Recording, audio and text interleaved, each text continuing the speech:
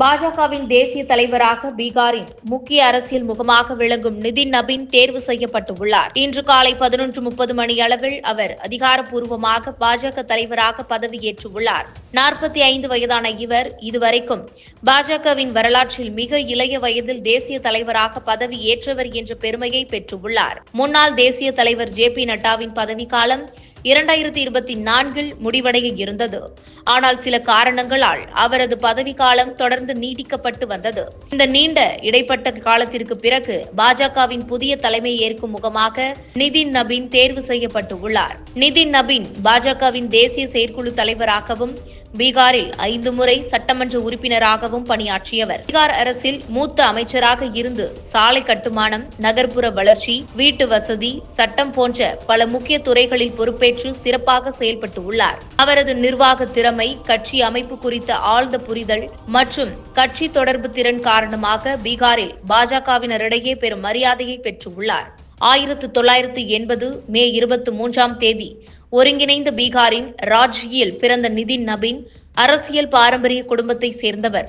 அவரது தந்தை கிஷோர் பிரசாத் சின்ஹா பாட்னா மேற்கு தொகுதியின் 4 முறை சட்டமன்ற உறுப்பினராக இருந்தவர். தாயார் மீரா சின்ஹா அரசியல் மற்றும் சமூக பணிகளில் ஈடுபடுபவர். பாட்னாவில் உள்ள செயின்ட் மைக்கேல்ஸ் பள்ளியில் 10ஆம் வகுப்பு வரை கல்வி கற்ற அவர் பின்னர் டெல்லியில் உயர்கல்வி முடித்தார். தீப்மலா ஸ்ரீவஸ்தலா என்பவரை திருமணம் செய்து கொண்ட நிலையில் இவர்களுக்கு ஒரு மகனும் ஒரு மகளும் உள்ளார்கள். இளம் வயதிலேயே அரசியலில் நுழைந்த நிதின் நபீன் 2006 பாட்னா மேற்கு தொகுதியில் இருந்து முதலில் சட்டமன்ற உறுப்பினராக தேர்ந்தெடுக்கப்பட்டார்.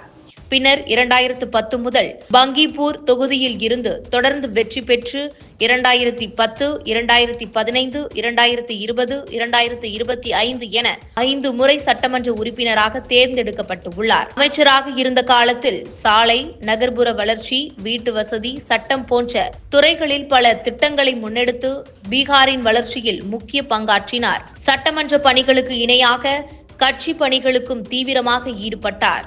சிக்கிம், சத்தீஸ்கர் போன்ற மாநிலங்களில் பாஜகவின் அமைப்பு பொறுப்புகளை சிறப்பாக நிர்வகித்தார். இதன் அடிப்படையில் கடந்த டிசம்பர் 14 அவர் பாஜக செயல் தலைவராக நியமிக்கப்பட்டார். பாஜக தலைவர் பதவிக்கு வேட்புமனு தாக்கல் செய்யலாம் என அறிவிக்கப்பட்ட நிலையில் நிதின் நபீனை தவிர வேறு யாரும் வேட்புமனு தாக்கல் செய்யவில்லை.